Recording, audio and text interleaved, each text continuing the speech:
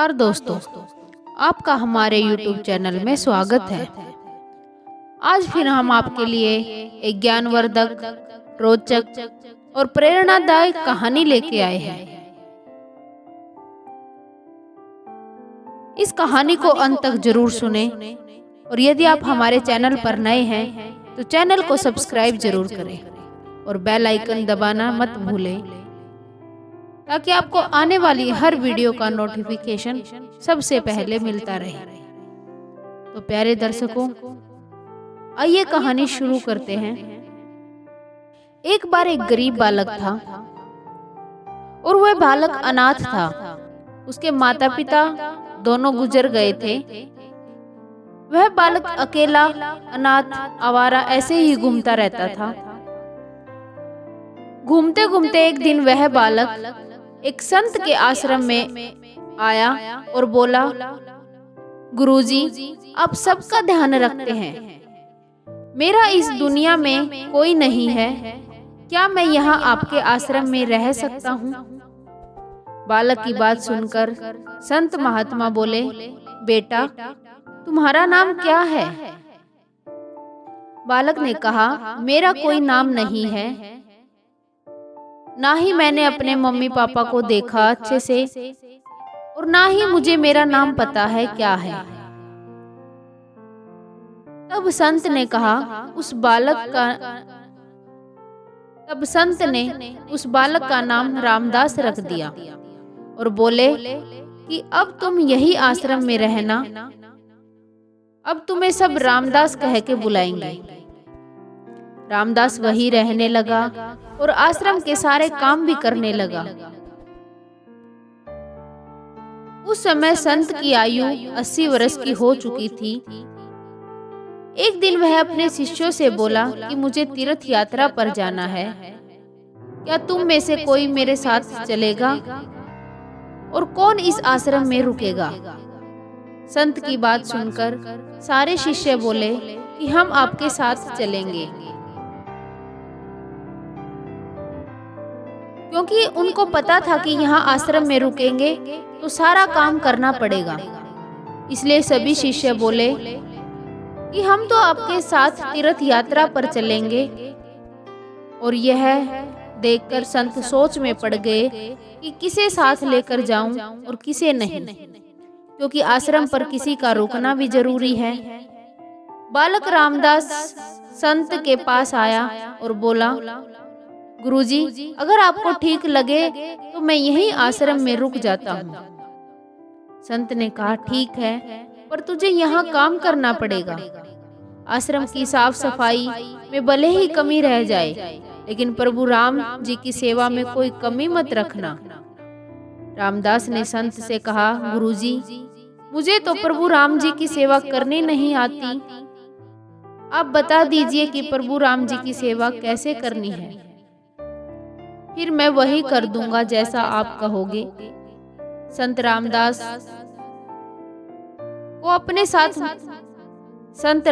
को अपने साथ मंदिर में ले गए। वहां उस मंदिर में राम दरबार की झांकी थी।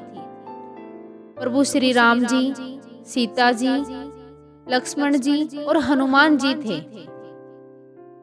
संत ने बालक रामदास को प्रभु राम जी की सेवा कैसे करनी है सब कुछ सिखा दिया।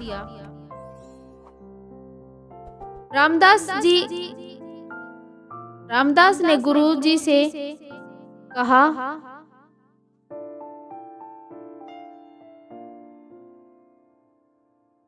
कि गुरुजी, मेरा इन सब से क्या रिश्ता होगा? मुझे तो यह भी बता दो, क्योंकि अगर इनका पता चल जाए तो सेवा करने में आनंद आ जाएगा। संत ने बालक रामदास से कहा कि तू कहता था कि मेरा कोई नहीं है, तो आज से प्रभु राम जी और सीता जी तेरे माता पिता हैं। रामदास ने साथ में खड़े लक्ष्मण जी को देखकर कहा, अच्छा गुरुजी, यह जो पास में खड़े हैं वह कौन है? संत ने कहा, यह तेरे चाचा जी हैं। और हनुमान जी के लिए कहा, यह तेरे बड़े भैया हैं। रामदास सब समझ गया और फिर उनकी सेवा करने लगा। संत शिष्यों के साथ यात्रा पर चले गए और रामदास की आज सेवा का पहला दिन था। रामदास ने सुबह उठकर स्नान किया, आश्रम की सफाई की और भिक्षा मांग कर लाया। फिर भोजन तैयार किया और उसके बाद भगवान को भोग लगाने के लिए मंदिर में आ गया।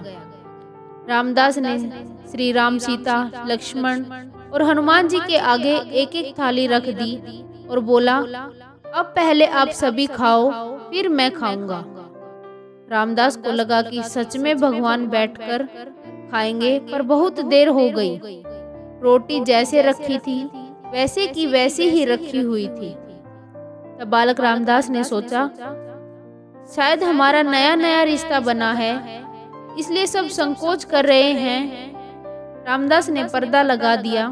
काफी देर बाद पर्दा खोलकर देखा, तब भी खाना वैसे के वैसा रखा हुआ था। अब तो रामदास रोने लगा। उसे लगा कि मुझसे सेवा में कोई गलती हो गई है, इसलिए सभी खाना नहीं खा रहे हैं। उसने निश्चय किया कि तब तक सभी खाना नहीं खाएंगे, तब तक मैं भी नहीं खाऊंगा। फिर उसके मन में विचार आया कि भूख से तो मैं मर ही जाऊंगा, इसलिए क्यों न मैं पहाड़ से कूदकर ही मर जाऊं। पहाड़ से कूदकर अपनी जान दे दूं। यह सोचकर रामदास मरने के लिए उस आश्रम के बाहर आ जाता है। तब भगवान राम जी हनुमान जी को कहते हैं, हनुमान जाओ और उस बालक को लेकर आओ। बालक से कहो कि हम खाना खाने के लिए तैयार हैं। रामदास कूदने ही वाला था कि हनुमान जी ने उसे पीछे से पकड़ लिया और बोले, रामदास तुम यह क्या कर रहे हो? रामदास कहता है कि आप कौन हो? हनुमान जी कहते हैं, तुम इतनी जल्दी भूल गए, मैं तुम्हारा भैया हूँ। रामदास कहता है, अब आए हो? कितनी देर लगा दी तुमने? जब वहां इतनी देर से बोल रहा था कि खाना खा लो, तब तो नहीं आए, अब क्यों आ गए हो? हनुमान जी बोले, पिताजी का आदेश है, हम सब साथ बैठकर खाना खाएंगे। फिर प्रभु राम जी, सीता जी, लक्ष्मण जी और हनुमान जी साक्षात बैठकर भोजन करने लगे। इस तरह रामदास रोज उनकी सेवा करता और उनके साथ बैठकर भोजन करता। सेवा करते करते 15 दिन हो गए। एक दिन रामदास ने सोचा कि घर में 4 लोग हैं, लेकिन सारा काम मैं अकेले ही करता हूँ। बाकी लोग तो दिन भर घर में आराम ही करते रहते हैं। मेरे माँ बाप, चाचा और भाई तो कोई काम ही नहीं करते, सारा दिन खाते रहते हैं और आराम करते रहते हैं। ऐसा तो मैं चलने नहीं दूंगा। रामदास मंदिर जाता है और कहता है, पिताजी मुझे आपसे कुछ बात करनी है। रामदास कहता कि घर में मैं सबसे छोटा हूँ और सब काम भी मैं ही करता हूँ। अब से मैं अकेले काम नहीं करूँगा, आप सब भी मेरे साथ काम करोगे। आप सबको भी काम करना पड़ेगा। आप तो बस सारा दिन खाते रहते हो और काम मैं ही करता रहता हूँ। अब से ऐसा नहीं होगा। राम जी कहते हैं, फिर बताओ बेटा, हमें क्या क्या काम करना है? रामदास ने कहा, अब से माता जी, सीता जी रसोई का काम करेंगी। चाचा जी यानी लक्ष्मण जी आप आश्रम की सफाई करेंगे। भैया जी हनुमान जी शरीर से मजबूत हैं, वह जंगल से जाकर लकड़ियां लाएंगे। और पिताजी आप बाजार से राशन लाएंगे और घर पर बैठकर पत्तल बनाएंगे। सब ने कहा, ठीक है रामदास। फिर रामदास बोले, मैंने अकेले बहुत दिन सब काम किया है, इसलिए मैं अब आराम करूंगा।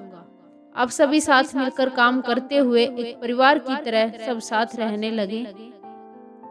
तीर्थ यात्रा के बाद जब संत आश्रम में वापस लौटे तो उन्होंने देखा कि आश्रम तो शीशे जैसे चमक रहा है, और यह देखकर वह बहुत खुश हुए।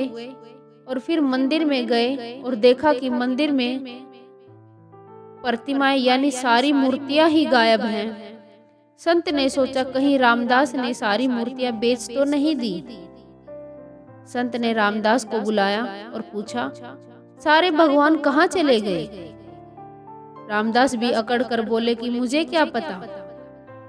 हनुमान भैया जंगल से लकड़ी लाने गए होंगे, लखन चाचा साफ सफाई में कर रहे होंगे और पिताजी राम पत्तल बना रहे होंगे और माता सीता रसोई में काम कर रही होंगी। संत बोले, रामदास तुम यह क्या बोल रहे हो? रामदास ने कहा, गुरुजी मैं सच बोल रहा हूँ। जब से आप गए हैं यह चारों काम में लगे हुए हैं। संत भागकर रसोई में गए, सिर्फ एक झलक देखी कि माता सीता जी भोजन बना रही हैं और प्रभु राम जी पत्तल बना रहे हैं। तभी राम और सीता गायब हो गए और मंदिर में विराजमान हो गए। संत रामदास जी के पास गए और बोले, रामदास आज तुमने मुझे मेरे प्रभु राम जी के दर्शन करवाए हैं, तुम तो धन्य हो। और संत ने रो रो कर रामदास के पैर पकड़ लिए। संत महात्मा बोले कि रामदास तुम जैसे भोले भाले भक्तों की भक्ति से विवश होकर भगवान को भी साधारण मनुष्य की तरह जीवन व्यतीत करने आना पड़ता है। तो प्यारे दर्शकों, ये एक विश्वास की शक्ति है, ये एक भोलेपन की शक्ति है। अगर हम भी भगवान के सामने भोले भाले बनकर रहेंगे तो भगवान भी हमारी ओर खींचे चले आएंगे। अगर हम एक कदम रखेंगे तो वो 100 कदम हमारे पास आएंगे। इसलिए प्यारे दर्शकों, अपना विश्वास बनाए रखो और भगवान के सामने एक बच्चे की तरह रहो, भोले भाले बन के रहो। यही हमारी भक्ति है, यही विश्वास की शक्ति है। तो प्यारे दर्शकों, कैसी लगी आज की कहानी? अगर अच्छी लगी हो तो इसे लाइक करें, शेयर करें और कमेंट करके हमें जरूर बताएं। धन्यवाद दोस्तों।